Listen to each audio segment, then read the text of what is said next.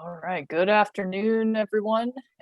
We're excited to see you all this afternoon for the last breakout session for the Capital Access convening. Thank you for choosing to attend our session. We've got a lot of exciting reporting to share with you all today. So again, we're excited to see you. Please feel free to use the chat function throughout. We'll be doing a lot of presentations for this session, so there won't be a lot of interactive time until the end of the session, but we would happily take any questions as they come up throughout the session. So please feel free to use the chat function as needed throughout, and we'll address questions towards the end. So you see we've got kind of a big panel of presenters today, so we'll talk through the panel and who's here. And then we'll get into some of the beef of the reporting that we'll be sharing today. All right, so a little bit about this session. We'll be talking again about reporting of impact data that Native CDFIs or on this panel will be sharing out. So really today we'll be talking about what data is needed to produce an effective report, helpful steps, processes, and systems for producing those reports, some graphic tips in creating engaging reports, the effects of sharing data to stakeholders, and what we can do with the reports once we have them. And then we'll get some new insight, strategies, and inspiration for your own reporting for your CDFI. Right. So we hope that you all appreciate the sharing of the data that we have here today and some of the graphic components of it as well, and how we are able to use this data in advocacy and advancing our work as Native CDFIs.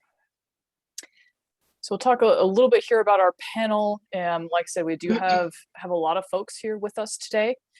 So we've got our 5 representatives from Native CDFIs who will be sharing out some of their data. We've got Angie Main from NACDC Financial Services, Janelle Urout from Nimipu Fund, Diana Pickernell from Chehalis Tribal Loan Fund, Jeff Gilbreth from Hawaiian Community Assets. He'll be joining us a bit later, but he will be here. And Sheila Herrera from Tiwa Lending Services. We also have 3 of the staff members here from Sweetgrass Consulting.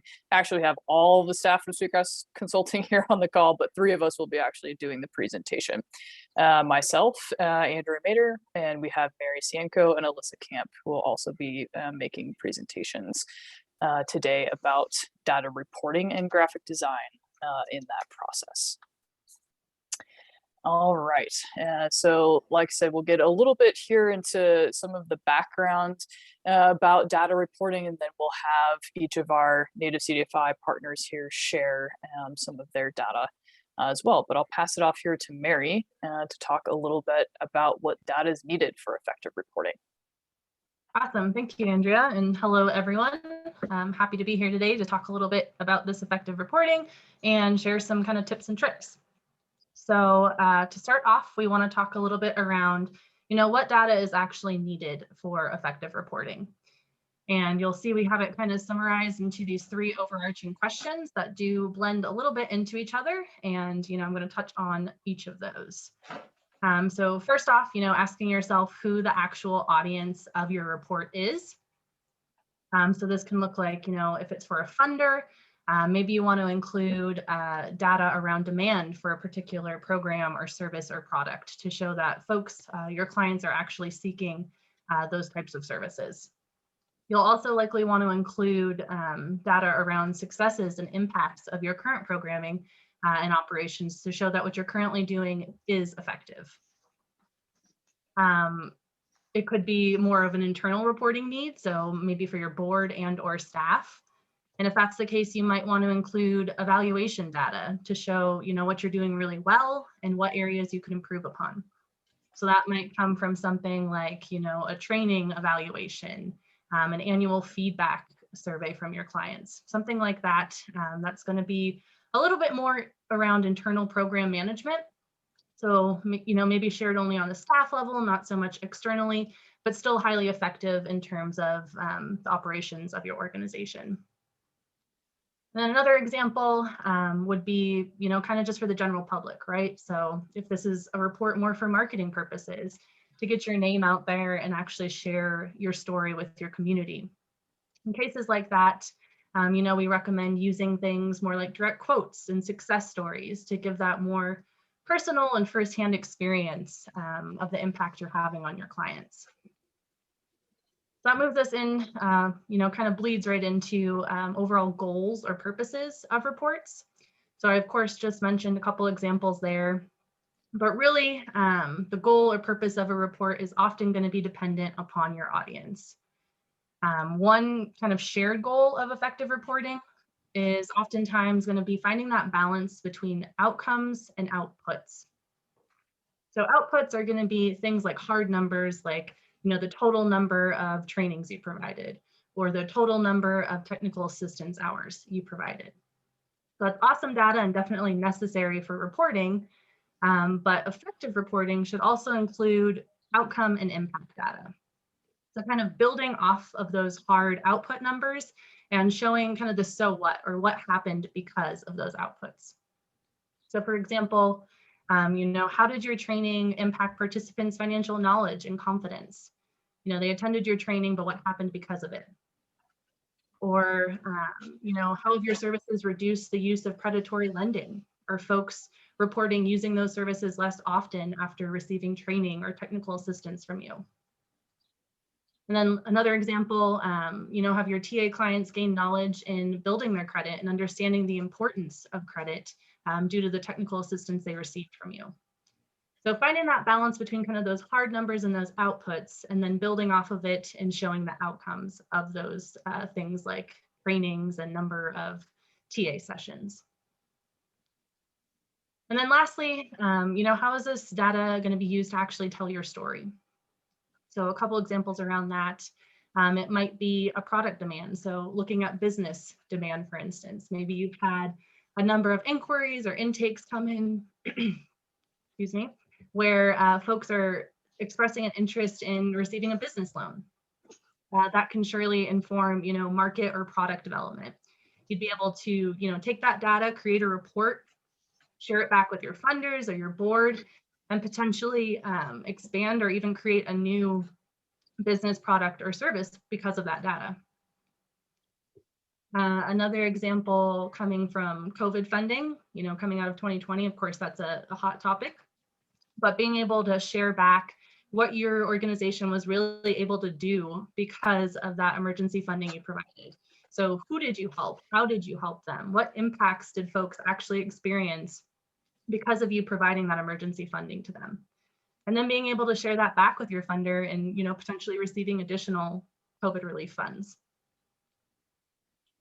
Annual reporting is another good example, right? So reporting on your activities and what you really did within the last year, and being able to share that back with, your clients themselves, your board, your funders, and then sometimes even the general public as well, to let them know what services you actually offer. And then even taking it a step further, maybe looking at years prior and showing how things have changed or grown for your organization over time. And last example here, internal project or program management. So it's one I previously mentioned, but we're taking that evaluation data and being able to show, where you might have gaps in your services, what you might be doing really well. And sometimes that can inform, future decision-making around the programs and services you offer. So that's just, a little glimpse into what data, you need for effective reporting. But at this point, I'll pass it back to Andrea so she can introduce our panel, who are actually going to share some of their reports back with us. Great, thank you, Mary. So yeah, we're actually going to get into a little bit of sharing some of the sort of effective reporting that some of the Native CDFIs here have done in the recent years, actually this past year, really, I think, for the bulk of these reports.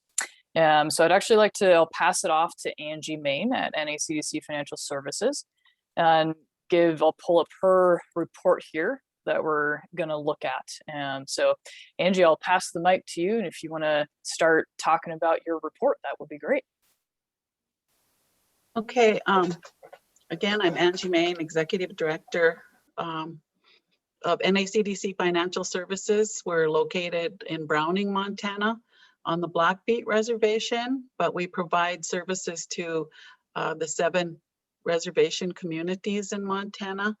And we use our annual report to tell our story. This is probably our, I think, fourth or fifth year of doing an annual report, and we're able to provide a lot of information, not only to the community, but we also use it to do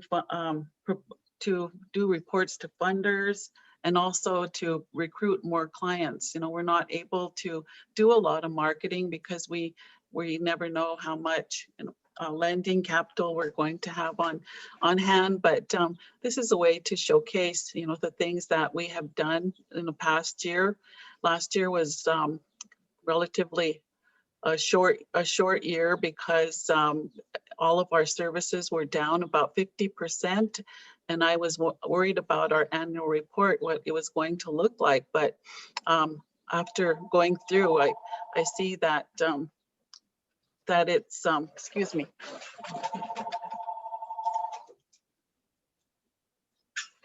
I'm sorry, I'm working from home. I was able to see that we were, you know, we did pull a lot of information. Actually, from OTIS, we use the opportunity tracking information system, and all of our information for all of our data for our trainings, our loan fund, inquiries, all of that information goes into our OTIS. And I've actually hired extra staff just to do the input on OTIS because, you know, a lot of times my staff is too busy. So I've hired an extra staff to input information for our home loans, our short-term loans, and then all of the other loans.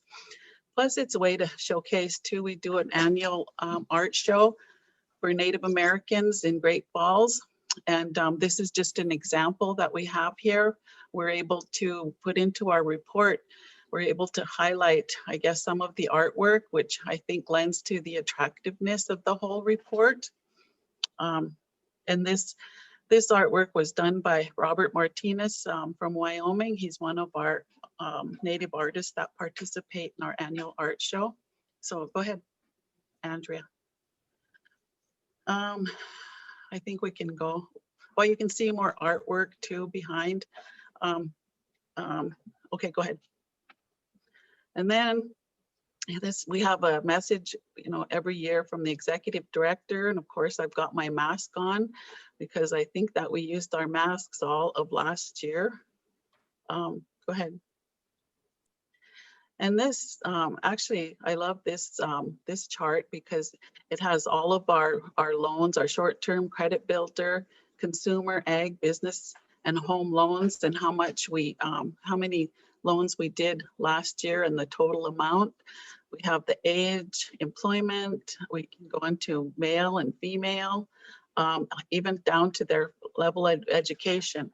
And then the map in the right-hand corner, you can see where all of our loans are. We're heavily into lending on the Blackfeet Reservation since we're located there. So a lot of those are on the Blackfeet, but we've also have loans down as far as Arizona, Wyoming, and then the other reservations in Montana. So go ahead, Andrea. Our home ownership. This is, we like to highlight our home ownership because we started lending in 2017, and this has become, I guess, our biggest selling product. And you can see that last year we put 307 hours into our TA, into our home ownership. And then we even have a success story. We have pictures of a home that's being built on the Blackfeet Reservation. And then we have, you know, we've done some surveying so that we can add things like 83% of people said they're proud to belong to their community. So, so I think that all of this information is helpful to present our story. Okay, Andrea. Consumer loans, you know, this tells all of our information on our consumer, which are short-term credit builder, and then some consumer loans. We have a little story right there in the middle. And then we put 94 hours in our TA for our consumer lending. Okay, go ahead. Our business, we don't do a whole lot of business loans. We only have probably around, maybe at the most 5 to 8 in a good year. But last year we only did 4 business loans, but they did add up to 318,000. We assisted 8 businesses through training, technical assistance, and we provided a lot of resources for COVID to the businesses. Total profit, from the businesses is 110,000. I think that's ours. That must be our information, because I don't think they're generating 805,000 in total revenue. But we have we did 4 startups, 1 growth. We established 1 and did 2 expansions, assisting 8 businesses. So, and then this business expansion is a little story about the Big Sky Cafe. I think that was our biggest loan last year that we partnered with NADC and Billings. They provided 50,000 of 175,000 loan, and we provided the rest. So that's been a good partnership, and we provided almost 300 hours in technical assistance for business development.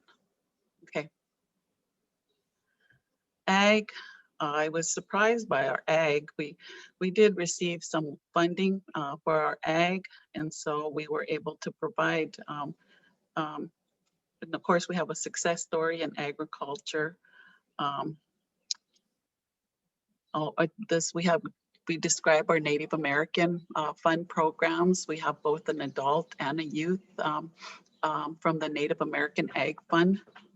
Okay.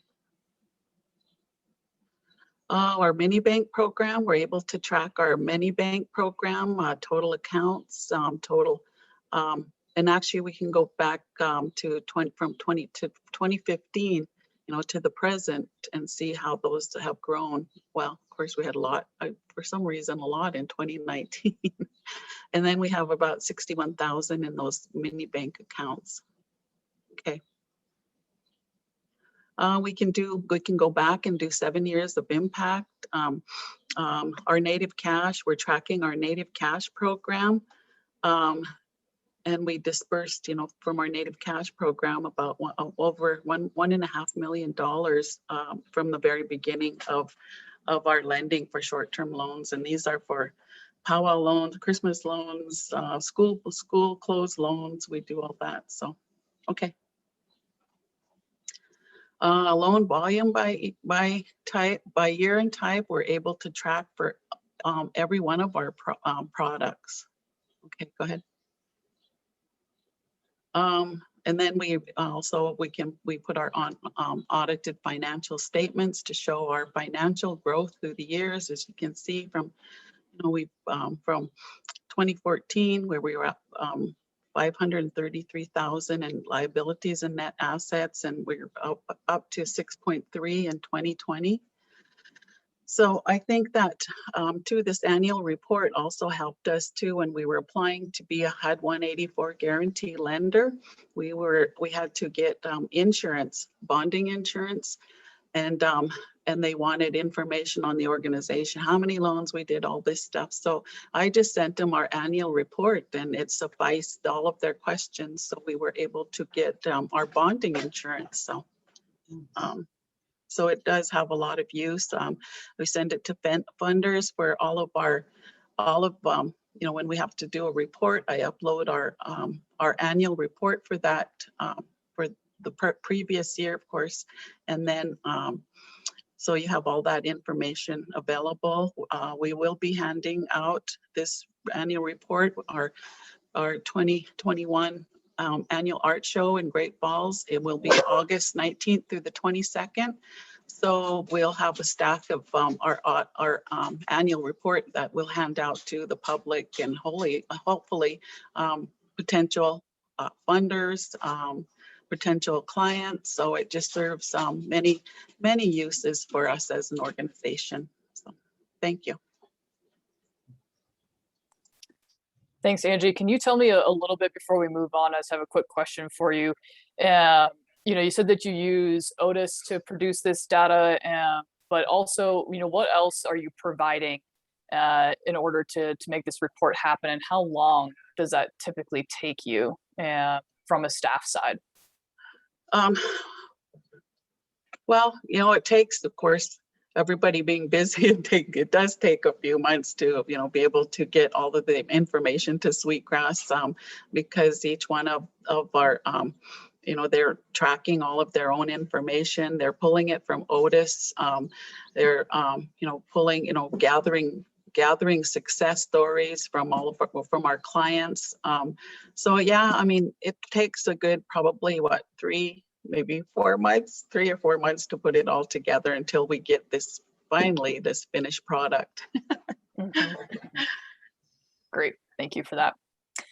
All right, we'll move on here to Janelle at NIMIPU and pass it off to you to give us some feedback into your reports. Okay, perfect. Thanks, Andrea. So as mentioned, my name is Janelle Euro. I'm the Executive Director of NIMIPU Community Development Fund. We're located on the Nez Perce Indian Reservation here in Lapwai, Idaho. So what we have here is the CARES Business Grant Report. NIMIPU Fund staff, with everybody with the whole shutdown, we actually just separated from our sponsor entity in 2019. And we had all this plan for growth, update our strategic plan, and then the pandemic hit. So we were working from our offices in our bedroom or in our laundry rooms or at the dining room tables with kids and, all those things that everyone is, even still going through. What we had to figure out in that time as far as is supporting our local entrepreneurs and accessing, funds via SBA, the Idaho CARES, the state funding, Washington, Oregon, Idaho, since we have entrepreneurs all over the country, but primarily in Idaho. Tribal leadership requested that we return to the office, for a NIMIPU fund, given that, financial institutions, so access to credit and capital and technical assistance. And so we went back to the office in June of 2020, and we prepared a proposal to the Tribal Council for CARES grant. And so entering the space of grant making, from loans to grants, that took some research. Mention Dave Tuvey, I believe he got into that space as well, along with Sarah from the Yurok tribe. And so just finding those ways, and also working with the state and counties, because they were all receiving CARES money and doing all these same things, and making that fit within our tribal government, and also how it fit with our tribe and our small business community. So part of the funny thing is I was sick with COVID, and then I got a call from Tribal Council in September that, hey, we approved this grant. You have to launch it immediately, and we want this out. And so I was sick with COVID with my board of directors, and like, okay, let's approve this. We got it. And then trying to get the marketing, and then I was done. I had to sleep. I was sick. But, we were getting calls right away because the need was so great. And then also fundraising and making the case to funders, as far as with the transition back, back and forth between remote and in-office work. So with this, we found that the need and working with Sweetgrass and developing the application forms, and then having the application process as far as just like when a client comes in, and then the portal. So that was all separate pieces as far as for planning. So the immediate thing was, as far as just like, these businesses were suffering losses, from March on. And part of with this CARES funding is we were able to support, we were just shy of 300,000. We had more than 100 people inquire, take applications, and we had, I would say, about 90 applications. We were able to fund 67. It's just that's when the funding ran out. And given with the tribe was able, they had to spend that money down by the end of December. So we were able to do what we could at that time. But in that time, we wanted to capture some data. And we did that with our application, and also looking as far as just like how NAMI Fund can support with either additional grant capital, technical assistance, recovery. We shifted some of our trainings virtually, so doing kind of more e-commerce stuff. And we actually have a native artist training starting this afternoon that is going to be held virtually. So we're continuing operating in that space, but you know, just based from the data that we collected from the recipients is just, you know, of course, nearly 90% of their business operations and sales were interrupted. Another big thing as far as making the case for small business grant applications is that is stating the business need and entrepreneurship need in a tribal community, because like with a lot of tribal communities, the tribal government and entities, casino, are usually typically only seen as the only game in town. So that really brought to light with this report to share with tribal government, with funders, and just really stating as far as, you know, and also to the business owners, right, that this is a business. You are operating, even if you're a sole proprietor. And then I believe someone else had mentioned as far as sole proprietors and their access to other forms of capital, be it SBA or the Idaho Grants Program. And they may have lacked, you know, like the financial receipts, or, you know, the functionalities, or even the legal status. And so we were able to help them along. It was a lot of applications. I hired on the help with Caleb Selby with Selby Consulting. And so given that we were still in the virtual space, he was able to help me through that process. My loan officer was, of course, busy with holiday loans, and we also have a COVID response consumer loan that I'll talk about next. But looking as far as just like talking about sole proprietors and the types of business owned, arts, entertainment, and recreation. Idaho, we have a lot of mountains and people in rural communities, hard to reach, people producing goods at home, artists, bead workers. You don't have your holiday bazaars, you don't have your community events, you don't have your powwows. So these people were greatly impacted. And so, and I would say 24% of them had a business plan. And so those are all things that we're continuing to work on. And so we shared this with our funders in the end. We also did a follow-up survey in January. We didn't quite have many as over 100 people respond to that survey. I believe we had about 40 or so. And then we're getting ready to launch our market analysis survey. So we're going to be moving on that and just trying to capture as much data as far as just like that refines our products and services and our response as the economic recovery is still going on. Is there, okay, do you want to move on to the next report? Okay, perfect. Sorry, I was just seeing if we had anything else on here. So when I mentioned as far as with COVID-19 emergency relief is, this is something that we had in mind because we had clients, you know, who needed more than 20, because our consumer loan amount is $2,500. We looked at our policy, we looked at our forms, we looked as far as, you know, with credit impacts and delinquencies. And during that whole time of the shutdown, we were able to fundraise and bring additional capital in to where we created the COVID-19 emergency loan for the Nez Perce tribe and the tribal entities. The tribe is one of the major employers of the region. You know, the tribe alone can have about almost 2,000 employees during the busy like summer season. So for the tribal entities, which includes the casinos, the health clinic, and the housing, we were able to provide this employee loan for $5,000. And in that, we created a policy, and then also OTIS COVID impact forms. And with this, you could see that nearly 80% of our applicants were female. I can attest to as far as just like the impacts of mothers and of women during COVID, as far as becoming caretakers, educators. Your work day is starting at 5 a.m. or 6 a.m. all the way till midnight. I know some of you guys are still in the space. we just had a women who wine event, sip and paint fundraiser this last week. And so I gave a shout out to all the women because I understand it was a hard year. And Kim Pate, my board member, had the idea of, because we would call each other and like, we sound like we're always whining. So I was like, hey, let's have a women who whine event. So it was a lot of fun.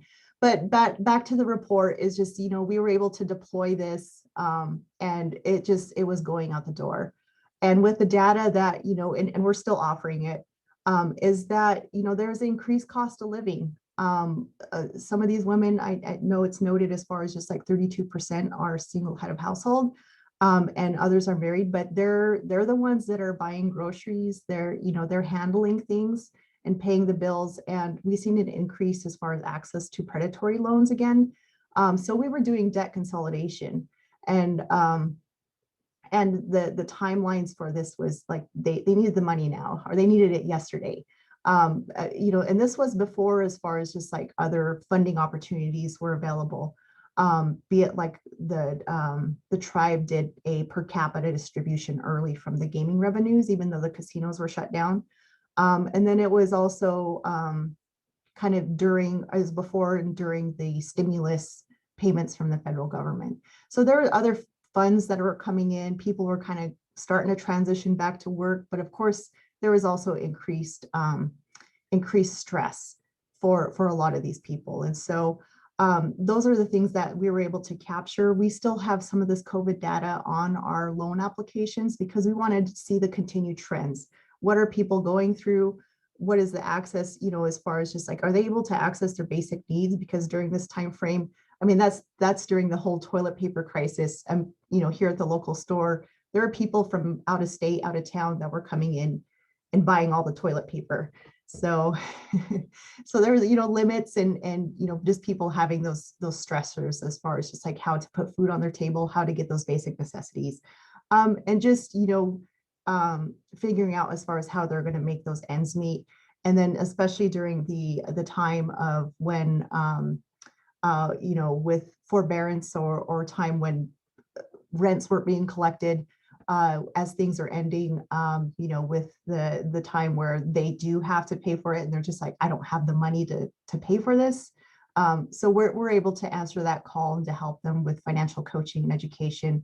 And definitely giving a shout out to my loan officer, George Moody, because he was able to look at to complete a large number of loan applications for holiday loans, but this new loan product. And so it's just the basics as far as just like having those adaptations.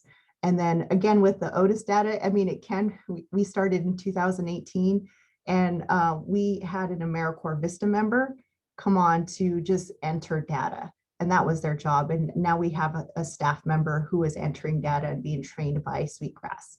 And so we appreciate it. And we share this also with our board and tribal leadership, and then also with our community. And I did put as far as just like how I was able to use this data into our annual report. So thank you for the opportunity to talk about our response.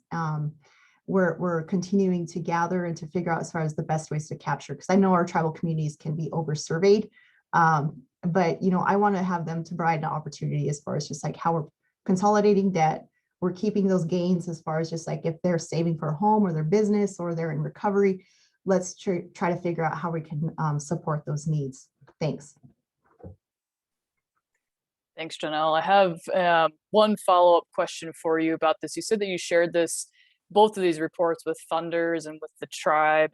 I'm curious, do you have any sort of feedback or impacts from that? Were you able to potentially secure more funding, or what sort of questions did they have? Did they utilize it? Do you have any sort of feedback on how the funders and tribal government kind of reacted to this data? you know, I think it gave a voice to those businesses. I mean, also for the business owners themselves to say, hey, this is how I provide my income for my family. I beadwork. I also like to use this, for culture. It's a family business, but I don't like talking about it. So I think that bring to light as far as for leadership to see as far as just like, hey, we have a whole private sector. We have, we've always been self-sufficient. We have, I mean, they talk about treaty rights and our fishermen, and that's the oldest form of commerce, which is true. But we also have other areas of our economy that exist. And so I think bringing that to light and their needs, we weren't able to secure additional, I take that back. So we got an additional $25,000 to wrap up, to get up to the $300,000. So we were able to do that. But for the other the applications that come in, I mean, they're still waiting. I still hear from people and just like, hey, are you going to get more funding? I just put in my request, given that we're separate from the tribe, sometimes we got to kick a little bit because, we're now separate. So I just continue to make the case for them with our reports and our data. And I think that tells the story of the need. Great. Thank you so much. Appreciate that. All right, we'll continue on here and pass it off to Diana at Chehalis Tribal Loan Fund. Good afternoon, everybody. It's good to see everybody that's here. I am Diana Pickernell. I am the director of the Chehalis Tribal Loan Fund program. Last year, 2020, was a really complicated year. As probably most of you know, Lawrence had left CTLF back in May of 2020. And our previous admin assistant had to make the decision to be a stay-at-home mother, so ended up with just me being here. But I was working from home prior to coming back into the office in June, same as Janelle. I had to come back in June just because I felt like I needed to be here for our people, and just to save face, try to keep things in order in the office as far as taking applications. We did the COVID-19 emergency loans last year. And working with Alyssa, she's been a godsend in helping me create these reports. We were week after week doing Zoom meetings and compiling information of what CTLF needed to see, what our board wanted to see. And it was a lot of work. It was a lot of data entry. So, myself and Raven, we were doing a lot of data entry on both ends and compiling our data. And with COVID happening, it was just crazy because, when you're a staff of 2, you're like very overwhelmed and, not knowing what's going to happen next. And so with that being said, we did get loans out the door last year. We had one of our biggest loans go out of $250,000 business loan right before COVID happened, right before the shutdown happened. And she's what do you call it? She's a gun shop. She owns a gun shop. Her and her husband own a gun shop, and they were expanding it to build a target range and to be able to teach classes. And then from there, we were still doing loans. We did not do our unique firework loans last year because we didn't know what the outcome was going to be, if they were going to be able to do firework loans. There were stands that went up, and lo and behold, without doing a firework loans last year, pretty much, I want to say 90% of all stands sold out of their fireworks last year, which was just amazing because, with the shutdown, people were still trying to go out and have some type of normalcy in their lives with, going to lakes or wherever, what have you. It was just, I don't even know how to explain it. Like, our tribal members were very, very happy with the outcome that they had considering COVID. We had 107 active loans in 2020. a majority of them were consumer loans, COVID loans. Oh gosh, I'm kind of lost here. Sorry. I'm just thinking of where I need to be. Excuse me. Does anybody have any questions right now that I can just kind of ponder off of for a minute?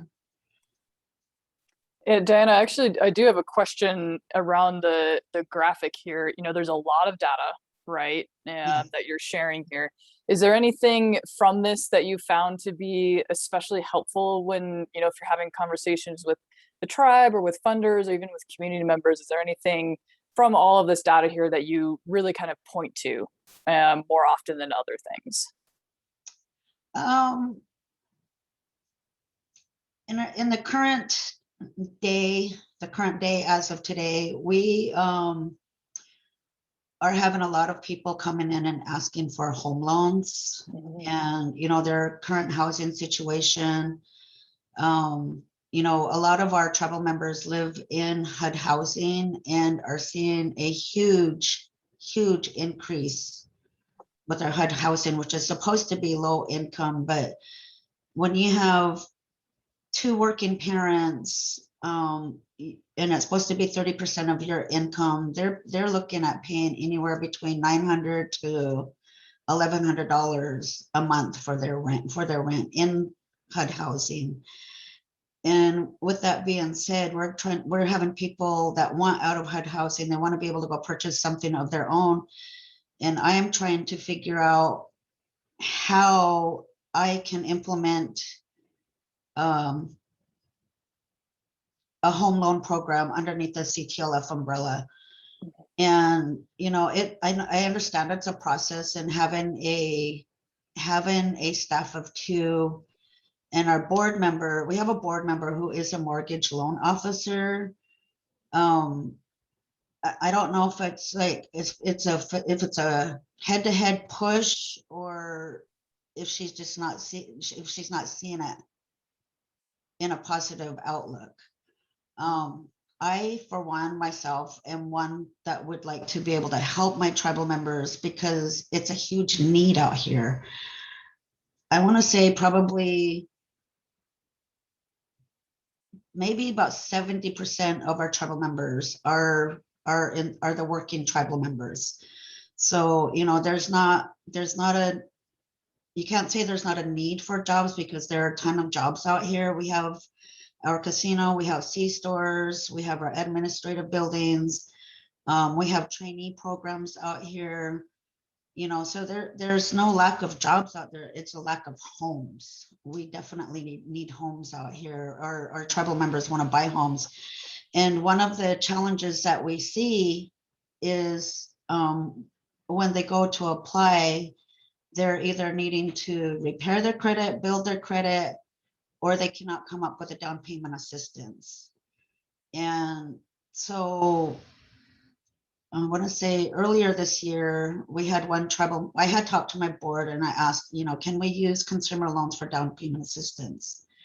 And we talked amongst ourselves, and we said they were going to try one. So we helped one person with down payment assistance. He was able to move into his house a week or 2 weeks later. Got his keys, and he was forever thankful. You know, he was just like, he goes, I'm going to try this. I've never done this before. He goes, but I need to buy a home. My kids are growing, and my house that we're in is very small.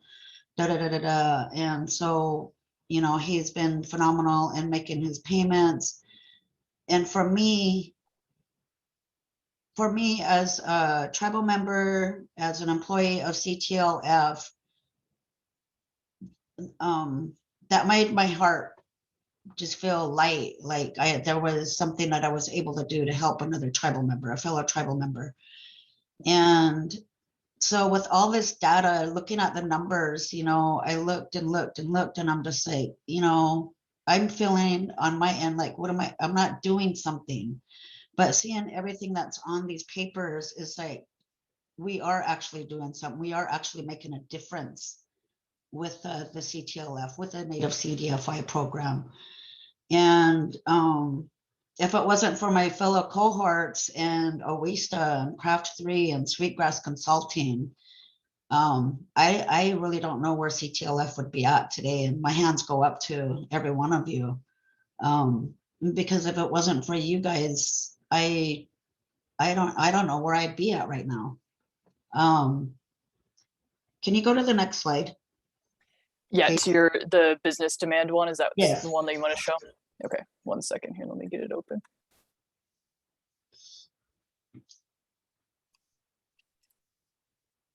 Sorry about that.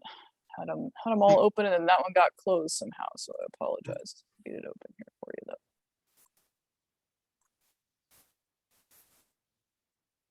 though. Okay, there we go, business demand. Thank you. A lot of our tribal members, like I said, they are, you know, median working age people, like from the age of 20, I don't know, I'm going to say 24 to 60. You know, they ask for business loans, but then I think one of the pitfalls that I see is them understanding the financials and the work that goes into running a business. I mean, like right now, they have their fireworks stands, and I think I counted, I want to say 75 fireworks stands that are open today. You know, and I'm thinking to myself, if they can run a fireworks stand, they should be able to run a business of their choice. And I keep trying to tell them that, and they're just like looking at me like, "Are you crazy?"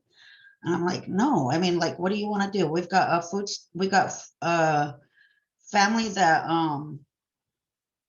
I have family that is selling food down at our store, and instead of, you know, like selling it out of their car, running around from firework to fireworks stand, there's set up right at our C store during the evening time selling dinner, you know. And I'm thinking, you know, if these guys can do this, they can, you know, run their own little food truck or run their own little restaurant of some sort.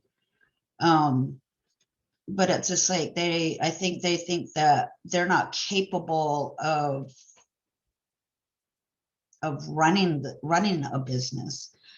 And I'm just like thinking to myself, if you can cook and you can keep track of what goes into your business and you know how much you're making at the end of your day, you should be able to do a business on your own. We've been keeping track of our inquiries as we get phone calls, as they come in the door. We might miss one or two. Jasmine has been phenomenal. She's my new admin assistant. She's been phenomenal in, you know, keeping track of the inquiries and, you know, keeping me on my toes on what I need to be doing and whatnot. She's my go-to person. I just know that one of my major goals is to build that home loan for CTLF for our tribal members. And businesses, I just feel are like right now on a back burner because everybody's looking for a home loan.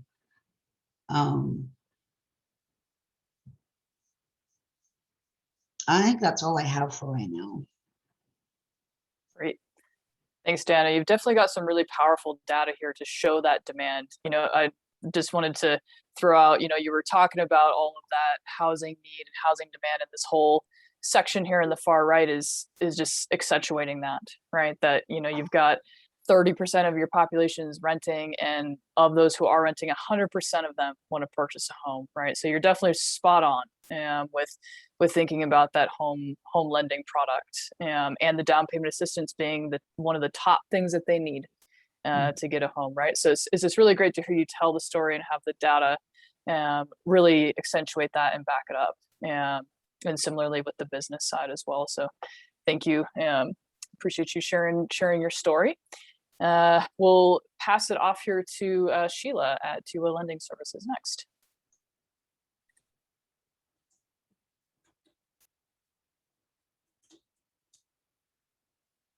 Hello, everyone. Hi, I'm Sheila Herrera, and I'm the Executive Director for T-Mobile Lending Services.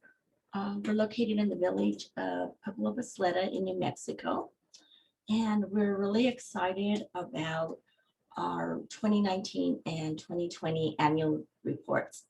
Both reports really showcased all of our accomplishments in 2019 and 2020.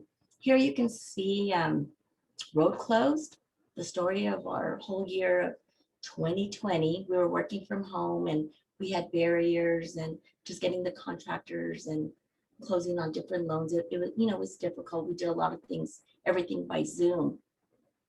But before I, move on, I wanted to thank Sweetgrass Consulting staff, Alyssa, Andrea, and especially Mary. They were so patient with T-Mobile Lending Services.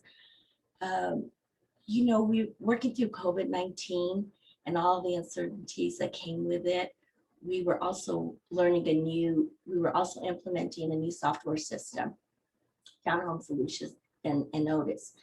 So that was really difficult for us. We were overwhelmed. There's two of us in the office, myself and Miranda Lenti.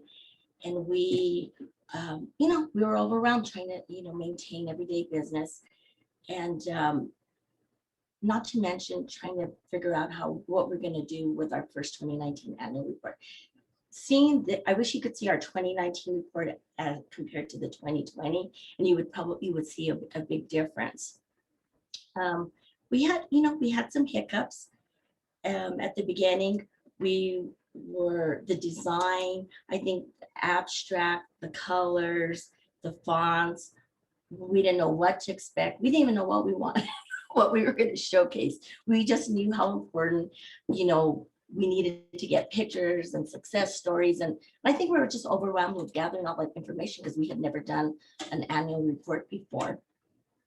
So from there, I think after several meetings, Miranda and I and Mary, we were brainstorming and we were actually just reassessing our thinking process. Then a vision appeared. No, I'm just kidding. A vision appeared and it all started coming together, all the pieces, all the information that we started gathering. And I guess we put in once you put in the pictures and the stories, and then you start seeing everything that we had to encounter through 2020. It was hard for us because we were working in 2020, we were working on our 2019. So 2019 was a great year for us. And we had a lot of accomplishments, but learning how to turn those accomplishments into stories and success stories, and really how much you really helped, the community of the Isleta Pueblo.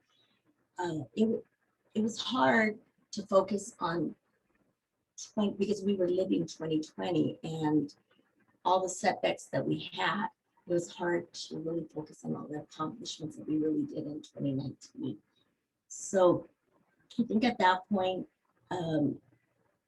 we put in our personal touch, and I guess we could probably go to the next page. And we were just trying to make sure, when we sent out our first report to our investors, partners, and also to share with the community of Pueblo Isleta, we were wondering, what do we need to do for 2020? So meanwhile, we're still working on 2019, but at the same time, we realized all the tips, we had all the tips and tricks and recommendations that we needed to work on for 2020. We actually started working on 2020 at the same time. So here we just put in our mission and our vision statement, and then we can go to the next page.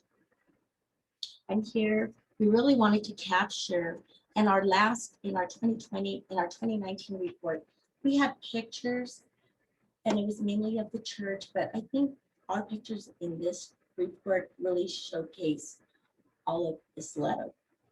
And here, the executive letter, we did that. I mean, even typing up the executive letter was a little bit difficult because you had to put a lot of time and effort into that letter and a lot of heart, I guess. I think that's where 2020 came in, is it was so heartfelt for us.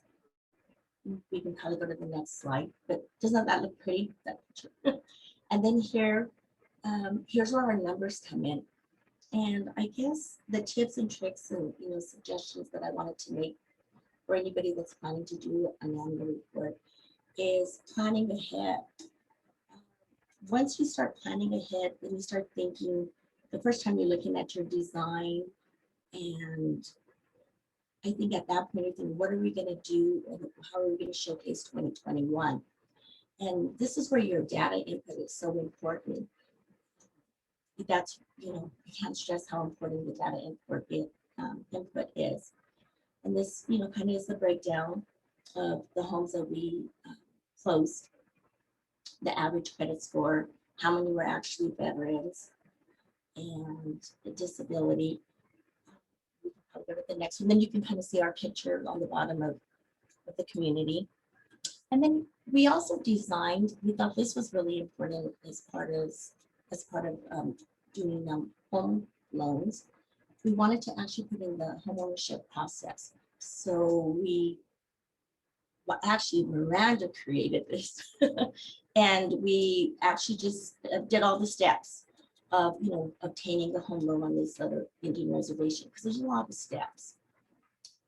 So we included this, and here on the bottom you can tell it shows how many loans that we closed, how many were first-time home buyers, existing units, which was a purchase, new construction loans, and one of our manufactured homes. Because we wanted to show that still through the pandemic and everything that was going on through the years, that we still have a 0 foreclosure rate.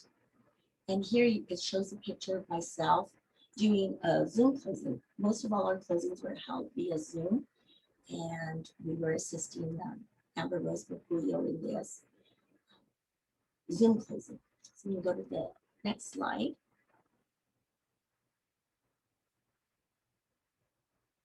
And then here we just kind of put together our success stories.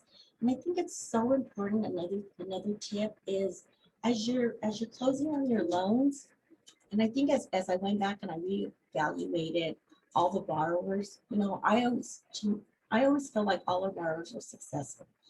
They've attended 11 weeks of financial education classes, just alone with the chart that I showed you earlier on the process of obtaining a home on this other reservation. It's pretty intense. And so to me, every borrower is a successful borrower. But when you really have to write out the stories, I think interviewing them at the beginning and talking to them and writing down notes and making sure, because if you have to go back and write a success story a year later when you're starting to work on your 2020 report, you're sitting here and you're like, oh, they were successful, they did this. But to actually sit down and say, you know what, this Renee, she's a single mom, she has 3 kids, she's working hard, it was hard for her to go through the process of obtaining a home. And just to take time to write that story meant more to me after reevaluating it when I was actually writing it than when we were working with them, because you get so caught up in helping the community or the borrowers that you really forget about the success story in writing it. So I think helpful tips is, jotting down notes and writing down everything that they endured to get there. If it was living with their parents for 5 years, I'm trying to save up a down payment, working on the collections, establishing a higher credit score, teaching them the difference, all the financial literacy classes that they attend on an annual basis. That's all important. Here we have down one of our borrowers, Casillas, 19 years old, and Miranda did a lot of Zoom credit counseling sessions with her. So we have that, so we showcase that.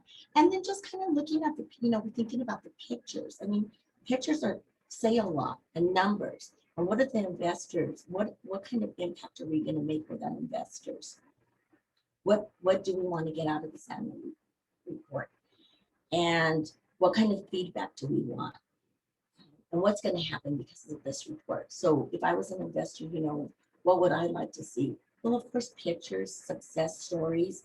I want to see my numbers also, my ratios.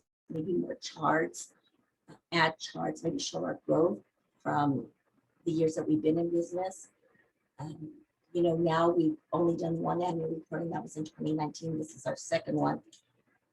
You know, but I think updating pictures, you kind of already know what your design is going to look like. So what kind of pictures do you want to add into your next report?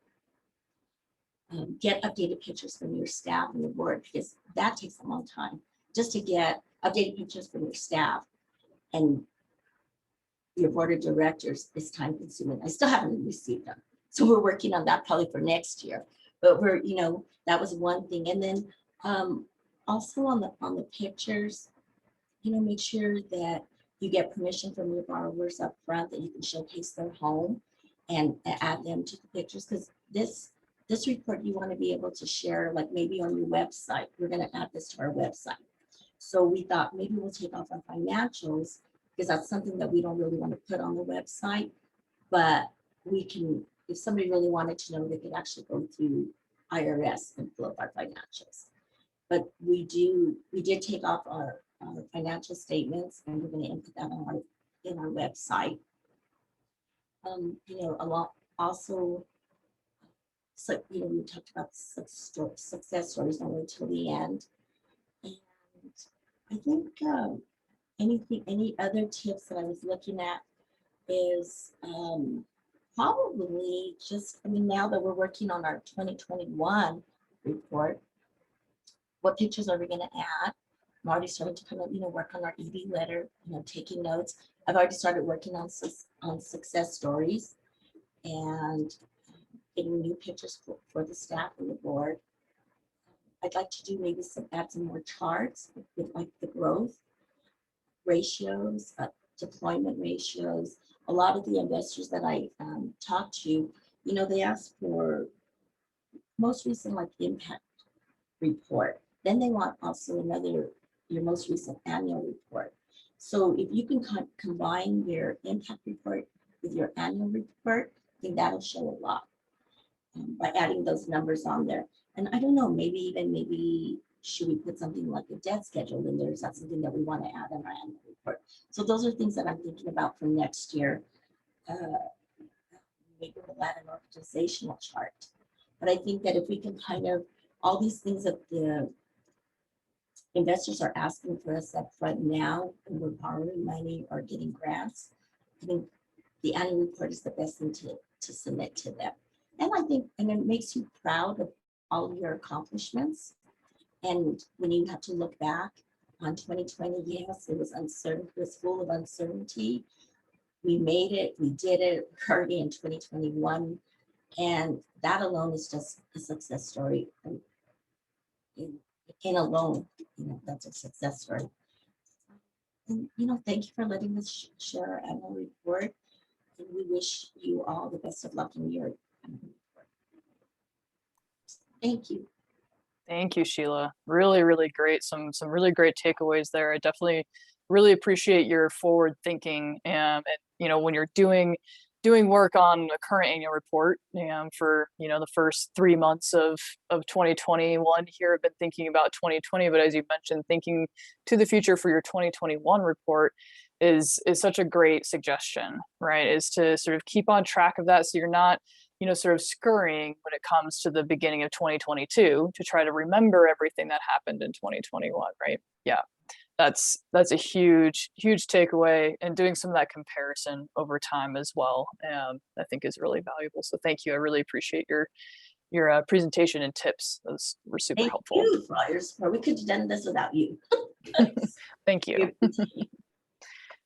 Awesome. Well, great. Well, we'll pass it off to Jeff at Hawaiian Community Assets now. And he has got a PowerPoint to share with us today. So I'm going to get that up and rolling here. Perfect. Well, hello, Andrea, and good to see everybody. Those who have your cameras on, and those who don't, I see your names, and it's I wish we could be in person next year, right? So, you know, we just got asked to present about Hawaii Community Lending, our loan fund, and how we've used OTIS data to really change systems, both internal and external. So go to the next slide. So first off, I just wanted to point out that we saw during our COVID response work that the data we were pulling from OTIS, in particular on an emergency loan program we did with one of the counties out here, actually led to some significant change or direction in how the county was going to allocate its CARES Act dollars that were coming through. And so we were really, I mean, I have to tell you, we're pretty new on using OTIS. I think Alyssa, I think we started in October of 2020, really with or not 2020, 2019 with our loan fund. And it allowed us to be ready for the COVID situation. And our loan fund was able to use the data to really document through this emergency loan program that it was clear that the need and the economic impact of COVID was really hitting women, Native Hawaiians, and Native Pacific Islanders in Hawaii. And so we used the data really to create a partnership with a Native Hawaiian council member who took our information. We shared the reports weekly with her, and she moved forward from the moment we launched the program in June 2020 to when we got completed. And she put forward a resolution in August 2020, so all about 90 days timeline to really get this resolution forward, and it passed. And so with the CARES Act dollars that have gone out, they have, the County of Hawaii has really focused on diversity, equity, inclusion, but centering the monies going to women, Native Hawaiians, and Pacific Islanders. We go to the next slide. I provided to you folks some of our reports out of OTIS. I don't know how helpful this stuff is, but what I will draw your attention to is that we would pull these reports on a daily basis to see who was coming through and applying for the program, this emergency loan program. And in particular, as you look at some of the bottom highlighted bolded sections, we found that 68% of the folks who were applying were women, were females. We saw that in terms of district, there were a lot of applications from hard to reach rural communities where Native Hawaiians and Pacific Islanders typically reside.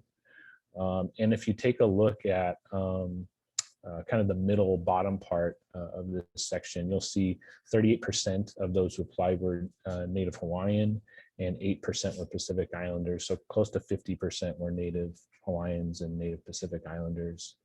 And why this was important for us was this was who was applying to the program, but we were also checking it against who was getting approved.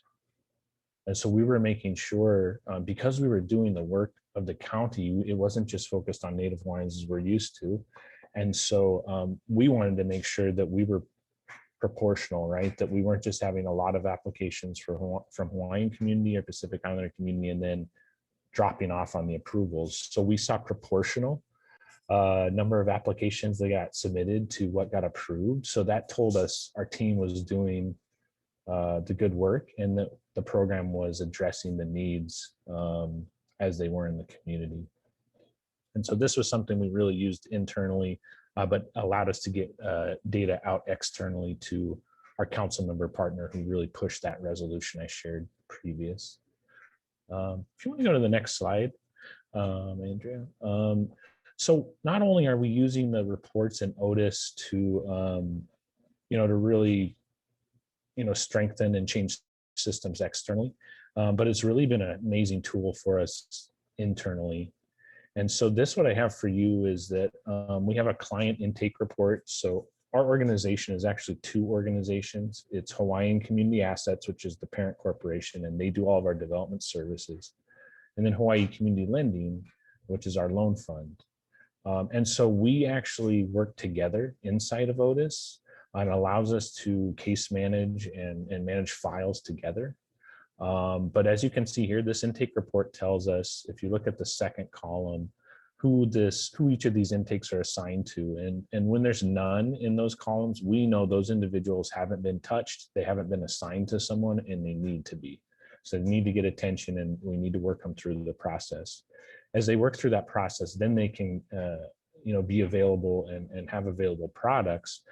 But we review these weekly, and our managers take them down to our counselors who move the families through a pipeline, eventually to the products that make most sense for them. So this has been huge. I mean, for us,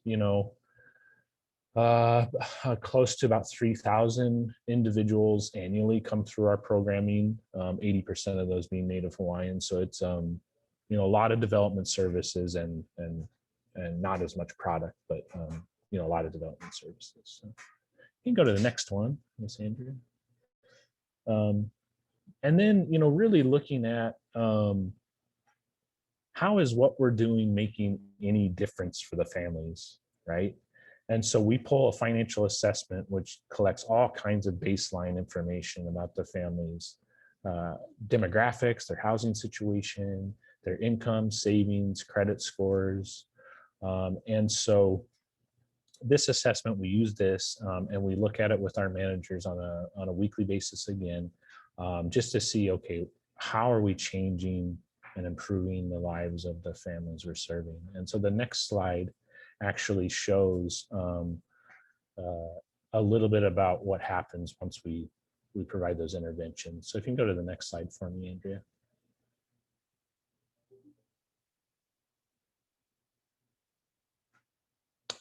There we go. Perfect.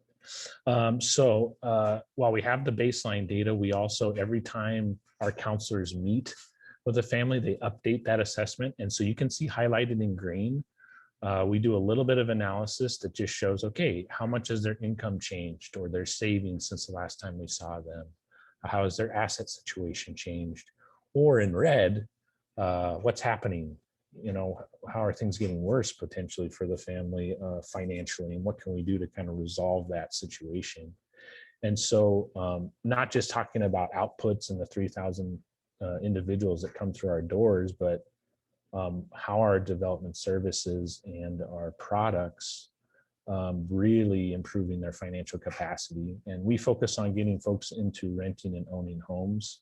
But if there's something in here and based on these financials, we can actually see, should we refer them to a partner, CDFI, like Council for Native Hawaiian Advancement, based on their financials. And so, yeah, this has really just helped us make sure we're actually making a difference for families. So that's all I've got. I'm happy to take any questions. I love everybody else's like really aesthetically pleasing reports. Ours are boring here, but happy to take any questions. Thank you, Jeff. And I think I actually really love that you shared some of these, that like you still use this data externally, but it's really kind of that internal tracking, because let me tell you, in working with all of the groups on OTIS and just working with a lot of Native CDFIs, that ability to do that decision making and work with real data in real time is so important. And so your ability to sort of highlight that and show some of that ability is something that I think is really key actually in that reporting process, that we skip over sometimes that sort of internal tracking. And that makes you able to make decisions about your programs and make shifts and changes, address individual needs, in that moment. And it's such a powerful tool. So I really appreciate you sharing some of this sort of raw data with us. It's super helpful for sure. Yeah, and thank you for that, Andrea. And I would just say, because we were able to move so quickly with the data, right? We were able to course correct. One of our funders said, hey, that takes a lot of work. And sorry about that, that takes a lot of work. And so they actually funded a data specialist for us that now is, can do all this stuff, and we don't have to, who's an expert at it. We don't have to kind of do it on the fly. So it resulted in having more capacity to do this. Mm-hmm. Mm-hmm. Yeah, so great. Awesome. Thank you all so much for the presentations. We will be taking questions at the end. Alyssa's got a little bit more to share with us to kind of conclude some sort of key takeaways from sharing the reports.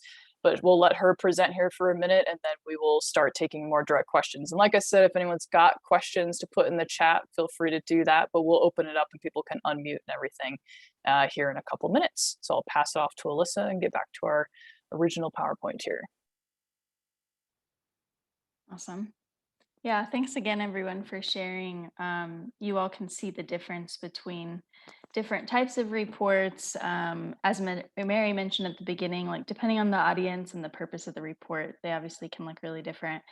I'm going to talk a little bit more about some graphic things, some data visualization things. You know, these are just some things that I've learned in the past probably 2 years. Like I'm definitely not a professional graphic designer by any means, but I feel like Sweetgrass, we were able to make really cool looking reports without using really expensive or hard to use like softwares and things, you know, keeping it simple. There's plenty of free methods and stuff that we use to do these things. So hopefully some of these tips can kind of encourage you guys to feel like you can do this as well. Because again, we're no graphic designers, but we're able to do this. And you all certainly can too. So to start, I want to show kind of 3 different examples of reports you might see that are public facing, right? So you've got kind of the infographic report, similar to what we've seen from some of the groups here. You know, maybe there's not a lot of words, maybe a short paragraph here and there. There's mostly charts and tables, like graphically designed, like highlights and key findings that really capture the eye. You know, those punchy numbers really stand out.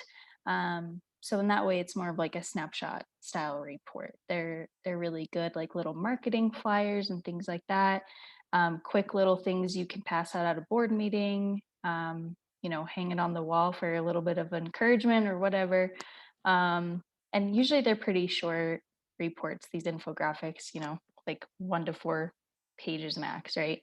And then a narrative report, you know, you might have a chart here and there, a cool picture here and there, but it's lots of words, you know, you're in Word, and yeah, it's kind of just that classic traditional report that a lot of us are used to. And then there's kind of that hybrid model as well that I feel like was showcased a bit here as well today, where there's still a good deal of words, you know, plenty of details like a narrative report might have. But, you know, it's much more graphically designed than that typical kind of narrative report. And so it's a good mix of like graphics and those kind of more in-depth details. So again, depending on the purpose of the report and the audience, and sometimes you don't really have a choice and you have to do what the, you know, funder or whoever whatever format they want it to be. But this might give you some ideas of different styles, depending on some of those things that Mary mentioned at the beginning. And I will go to the next slide here and talk about kind of the big picture. When you're thinking about graphically designing and visualizing data, there's kind of a few things that we've learned that can be really important. You know, besides what the things actually look like and like what platforms you use and stuff, some big picture things are like flow, balance, the color themes you use, like fonts you use, of course. So with flow, and I know there's a lot of words here, so you all can kind of read over it a little bit, but with flow, you know, you want to think about like the data and the stories that should be more front and center. Like if reaching a certain geographic area wasn't the purpose of that event or that program, you know, maybe a chart of a map front and center isn't, you know, the best way to do it. So think about those things that are going to capture the eye. You know, maybe the things that are more related to your mission or more related to your theory of change, you know, those things might be the ones that stand out more on those pages. or maybe like a cool success story is the thing that really stands out. Another thing with flow is like, just like a narrative report, you want it to flow, right? You want it to kind of all make sense with like similar themes and topics and insights in the same kind of area. So even if you are doing an infographic type of report, like some of the ones we saw, there's still that good flow to it.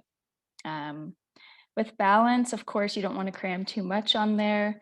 So these tips here are really just about, you know, keeping it visually appealing, of course, but also helping the audience not get like too distracted. We just had to do this with the infographic that Crystal, Flo, and Andrea presented yesterday with the like state of the industry field data. And we really tried to make it 2 pages because that's fun to make like a little 2-pager, you know, front and back.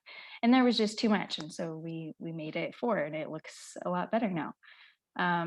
So just having that good balance of the information that's spread on the page, a good balance of using just like those punchy numbers that stand out. Maybe you have a good mix of different types of charts. You know, if you have an infographic and every single chart is a pie chart, you know, maybe not as fun. So just kind of mixing it up. Color themes, of course, like using your organization's color scheme. That's what we do a lot at Sweetgrass, but sometimes it's kind of fun to Google around different color schemes. You can, like I said, you can Google like color palettes or color schemes, and similar to that little image that's on the screen here, it'll pull up ones and it can kind of give you an idea of what looks good together and everything.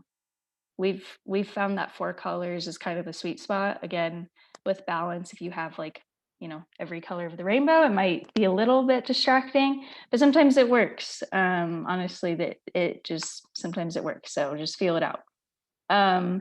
Fonts, kind of the same thing. You want a good balance of it. There's plenty of really cool fonts you can download for free. And usually like 2 to 3 fonts is what we found is good. Otherwise it can get a little chaotic. So, and then one more point about the fonts is, you know, when you have headers versus shorter sentences versus like the data labels on a chart, kind of making those uniform as well. That helps with that flow and that balance as well. So here is just some other examples. You guys saw a lot of really good examples already of like actual reports. These are some pieces we've taken from other reports that we've made. So getting creative with those like data call out numbers. So like this 17 household member supported piece and the 651 art interns, just like kind of getting creative with the way you pull those can be kind of fun, and using kind of images and icons and things to tell that story even more. You know, that art intern thing was a graffiti based thing, so we used a little spray can. Again, using images to further tell that story can be helpful, like the chart on the top right. Using, this was from a graffiti event, and so using one of the artists' artwork within this chart was kind of a cool way to, again, just kind of pull in the eye a little bit, make it look a little bit neat. So making small tweaks to charts like that, like using an image or these kind of like line charts at the bottom, these pink ones, just kind of doing simple things like that to make them stand out a little bit. And finally, I will go to the next slide, Andrea. I think I might have one more. So this next one is about just getting started. So again, PowerPoint, like that's actually how we've made all of the charts, all the reports you've seen. Most of us have it. It's really easy to use. Canva is free.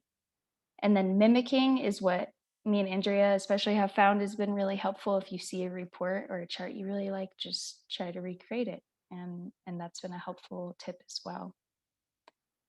And then the final piece here is when you share it. So of course we all had PDF versions. That's kind of the best way to share it. You know, keep the fonts like embedded in the report. You can make a hyperlink like Janelle did with her annual report that she shared at the beginning, and like Andrea will share after this session. Create images like screenshots and things like that. That can be helpful to just post and things like that. And then last but not least, like if you're like Angie, you can just bring it everywhere you go. So those are all of our tips on visualizing data and graphically designing these reports. And I will pass it back to Andrea so we can get some questions.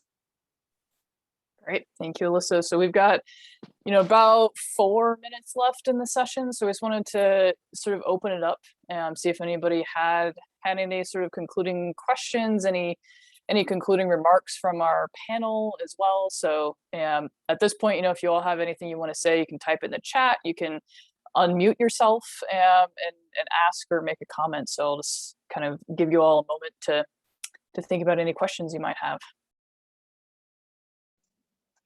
Andrea, I just want to give kudos to Jeff to having a dedicated person to enter all of this, information. We've tried to, I've tried to put it on my staff members, in every staff meeting. How's your OTIS going? How's your OTIS? And of course, they weren't keeping up with it because they're so busy doing their own jobs. So I think that's, that's a good point, is that we probably need to have separate, dedicated, people to be able to enter all of the information that we collect on a daily basis, really. Mm-hmm. Yeah, good. And actually a lot of the folks that presented today and a lot of the folks that we work with in OTIS are starting to go that way, right? Getting those support people, even if it is, one person that supports all staff, or if you've got those individuals that support specific programs, that data entry and analysis and reporting, the whole thing is, it's a full-time job. It employs 5 of us here at Sweetgrass, right? So, it gives you a good sense of what it really can entail. A lot of work, a lot of really detail-oriented work as well. So, as we continue down this road of impact measurement data, that I think that's a really important takeaway. And thank you both for sort of mentioning that, right? That this takes a lot of work. I think everyone mentioned that at some point on the panel. It's not easy to pull this data together, on top of entering it, making sure it's accurate, responding to it in a timely manner, and making action from it is a lot of work to do. So we really appreciate all the time that you put into that. And actually, Alyssa just asked a question here. Does anyone have a job description or salary information for a data entry person? I know, Jeff, you just put out a job description for this. I don't know if that's something you're willing to share, and if other folks have anything they can share about that. Yeah, I can upload into the chat. I'll upload the description. Great. And Angie, you're using interns right now, is that correct, for that position? Yeah, we had to hire interns because like I said, at our last staff meeting, I was asking everybody, and of course, everybody was behind. So we had that training with you. So we have an intern dedicated to, I have 3 of them dedicated to just doing the data entry. So. Mm-hmm. Great. And I think, Angie, you mentioned this a little bit as well, but Diana was asking how long it takes to put together the annual report. And I know, Janelle, you have one, Angie, Sheila, you as well. How long does it take to make that happen? Probably longer. It's taking way longer than it should. Hopefully we'll get better. Actually, from the first time that we did our first annual report, 6 years ago, I think we're getting better. Especially, being able to pull information from OTIS, but it's still, taking, actually, I guess maybe I'm the one that drags more than the rest of my staff. So probably a good three months, I would say. I would have to agree with Angie. It's, if you look at our website, our 2018 report's pretty rough. We got a little bit better in 19, 2020, I mean, just as far as like with everything that we do and pulling those reports and trying to figure out like what stories you want to highlight. Those are kind of those things. And we actually contracted with a graphic designer. And this year that helped lighten my load was a content editor. Just meeting with them and telling them the story that we wanted to tell, that helped. And then also having Sweetgrass with our impact data. It just takes the time. Like I said, we had an AmeriCorps Vista intern whose sole time for that year was entering data. And that was to get our impact tracking up and running, and then also contracting with Sweetgrass to do some data entry for us when we had gaps. So it's not perfected yet, but definitely want to find that sweet spot of funding and impact tracking. And so it's a smooth running machine. It's still a work in progress for us, but find a good graphic design person to help. That would be my suggestion.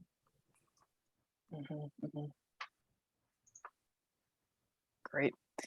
Awesome. So that puts us at our time this afternoon. So, if anyone else has any questions, and they can certainly reach out and email us and contact us anytime. We can translate that to the members of the panel here as well. And like I said, we will be sending out links to the reports here, and the recording is available as well. So if you want to come back and look at any of the reports, thank you all so much for attending this afternoon, and hopefully you enjoy the rest of the conference. I think we got one more plenary here in about 10-15 minutes.